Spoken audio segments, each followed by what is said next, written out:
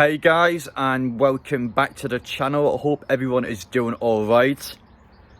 I can't believe I'm making this video. I'm sitting here now. Newcastle are 6 points clear in the top 4 of the Premier League, and we've been able, in the space of just over 18 months, we've been able to prove everybody wrong, including myself and all Newcastle fans this year. Absolutely nobody has claimed that Newcastle are going to realistically be getting the top 4 this season. Some people might have dumped them in on a daft bet or might have just been extremely optimistic, but on paper, Newcastle are not meant to be in this position, so how are we here? But anyway, just before we get into all that, if you guys are new around here, make sure to get down there, hit that subscribe button. I'll be doing my overnight stay vlog tomorrow for the Everton game we play in 2 days' time. Huge game of football coming up. And secondly, if you like what you're watching, also get down there, smash the like button. Make sure to let me know your thoughts down in the comments section. And let's begin off by talking about that Tottenham game, because that's the real icebreaker for me. Going into that match, that was the biggest game for Newcastle in years, with the exception of the Carabao Cup semi-finals and the final this season. I mean, honestly, league game-wise, that's the biggest for Newcastle, probably my lifetime in a league match. You go into that game against Tottenham, it's a huge 6-pointer. Tottenham win that game, Newcastle are breathing down our necks.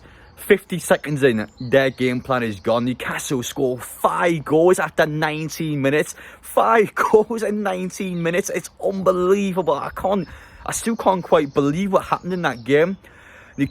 Tottenham actually came out twice in the last 2 days and apologised to fans. First off, Leveries came out yesterday, he's sacked the manager, he's put Ryan Mason in charge, he's apologised to the fans on behalf of the club. The Tottenham players have came out an hour ago, they've apologised to the fans, they're refunding the fans who went to the game. I mean, this is a team that was playing Champions League football, a team that is meant to be playing Champions League football on a regular basis. Played the finals a couple of years ago, they're rattled for most, they've got to come out and put all these apologies in, because that's how much of a shambles Tottenham has been this season. Now, I know people are going to point the fingers at Tottenham, but you've got to credit Newcastle for how well we played in that match. As I said before, 50 seconds in, whatever game plan Tottenham had in that match is out of the window, because Newcastle didn't let them have a sniff of the game from minute 1. 8 minutes in, you're 3-0 up. It's ridiculous. You've got to remember as well, that is 4th versus 5th in the Premier League. I mean, how had Newcastle been able to do this? You've got to look at the finances as well, because Newcastle, yes, has spent £200 million in 3 transfer windows. But we compare it to the top 6 in the Premier League, it's honestly not that much. You've got to remember as well that the top 6 have already got mega squads before Newcastle even started to spend money. So it's just unbelievable. It's due to how good Eddie Howe's been able to get the best out of his players. I think that's probably the biggest factor in proving people wrong. Newcastle have still got probably about half the squad you've had last season, playing a decent amount of football. Jake and Murphy and Longstaff, they're probably the 2 big ones I would say. At the start of this season, I think those are 2 players everybody that is a Newcastle fan would be saying, listen, these aren't good enough, get them out of this or that.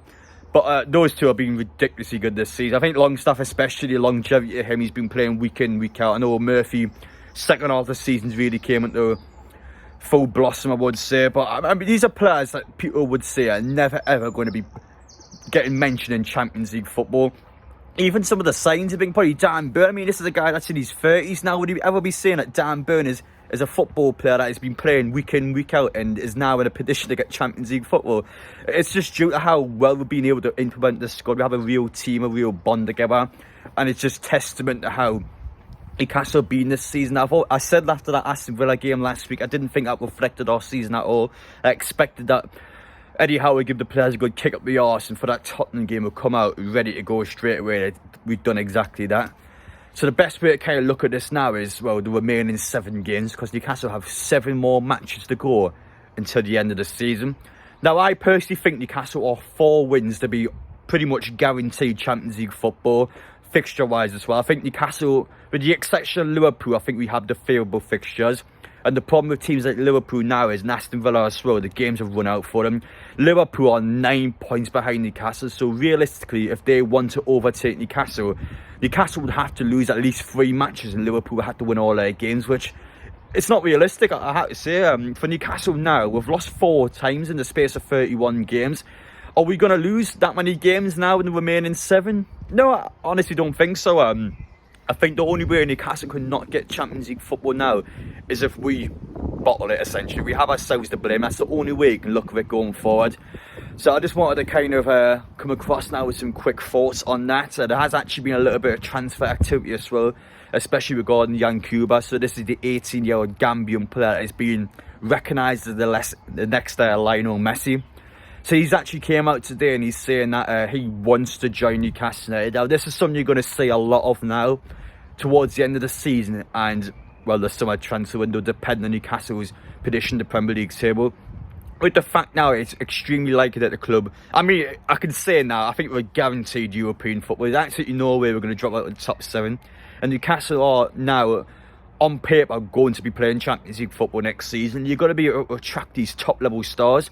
And Newcastle, naturally, if we play more games in European football next season, you would have to spend more money anyway. So it's a case when Newcastle probably are going to be buying 4, 5, 6, maybe an extra loan player in there. You will be buying these sort of players to make sure the squad depth is spot on, because I think that's probably Newcastle's biggest problem we have going into next season. And that's the squad depth. I think especially striker, for example, let's say Isak picks up a long-term injury, you're playing Callum Wilson for the entire season. And of course, he's an injury-prone player. Stuff like centre-backs as well. I think Fabian Schär's been nagging with injuries for a good couple of months now. I think it's a case where he's still a brilliant player, but you want to bring in a younger centre-half that's ready to kind of come into his position when the time is right. Centre-mid as well. I think Joe Linton's quite a versatile player. He might be a case where you want to put him out wide. I think it's going to have an extra centre-mid in there just to solidify that squad depth. I've always said the wide players as well.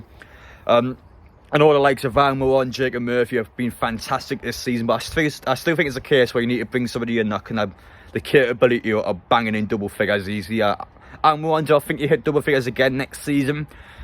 I don't know, to be honest. He's only just came back from his injury. I think time will tell on that one, but I still want probably a higher calibre player, I would say, without trying to sound harsh towards him.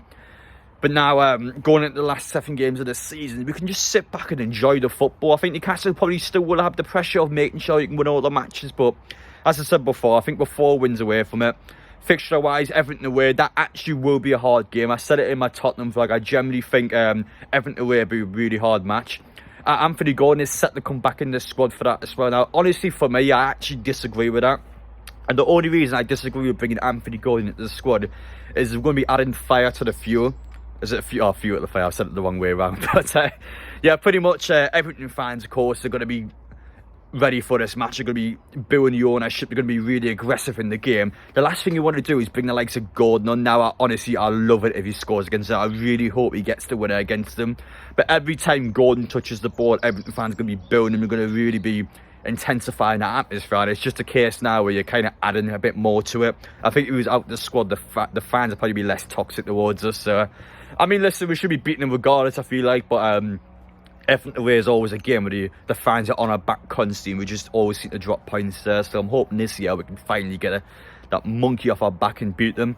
As for Southampton on Sunday, I know they got a good point against Arsenal last week, but I think realistically they had to win that match in order to still have a fighting chance in the Premier League. I think they're out of it. I still think they're going to go down, so it's Newcastle's job. I honestly think any home game we can win now. Even Arsenal at home, I think any team coming to St James's Park, you're going to be walking away with nothing now. I think Newcastle in that position where we aren't going to let anyone play at St James's Park. The fans are going to be supporting us all 90 minutes long. Even Arsenal, I don't think have a chance in hell at St James's Park. I'm not confident we're going to win the remaining 4 games. Away matches still got Leeds, Chelsea. I think Chelsea's realistic last game of the season, but I don't want it to come down to the last game. I want to go on that Chelsea match, listen, just enjoying a holiday almost, going there, drinking all the cans, and just enjoying a week down in London or so, just enjoying the fact that Newcastle are going to be playing Champions League football. That's the mindset I want to go into that game with. But this week's going to be key for that. I think if Newcastle get anything less than 4 points, you're going to be walking away from this week in quite a bad position. Has to be minimum 4 points. Should be going for 6, really. Can't be dropping points against these sort of teams this late into the season now, especially how Newcastle have been so consistent throughout the campaign.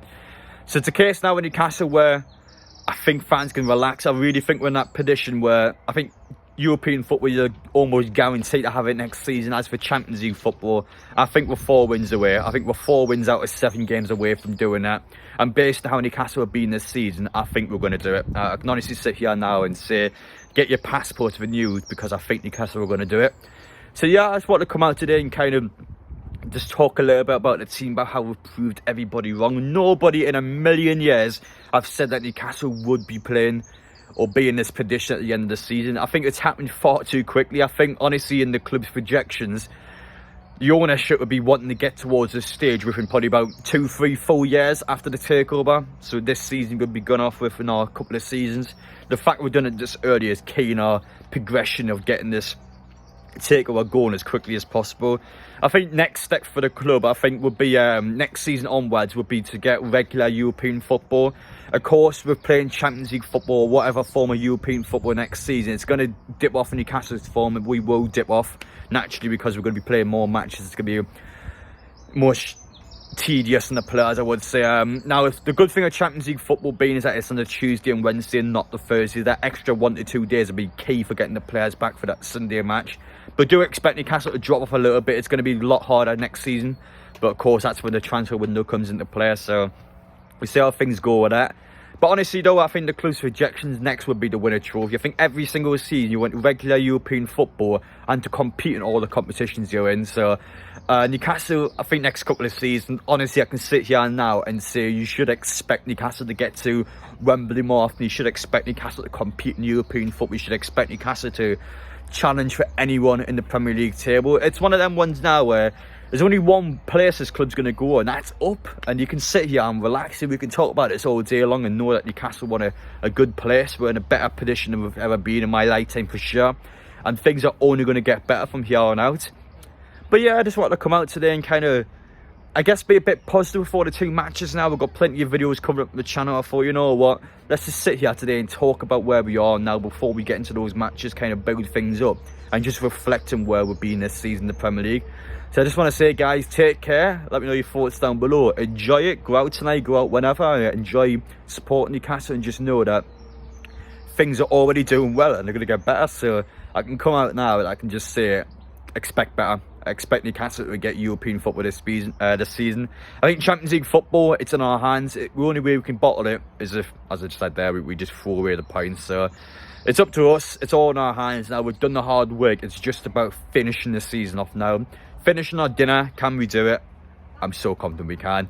But anyway, guys, I wish you all the best. Overnight stay vlog will be on the channel tomorrow for Everton, and of course the away day vlog will be on the Thursday night. I'm expecting us to win the game. I think it will be hard, but I'm expecting Newcastle to get the job done. Anyway, guys, I appreciate you watching. Thank you so much, and I will see you all in the next one.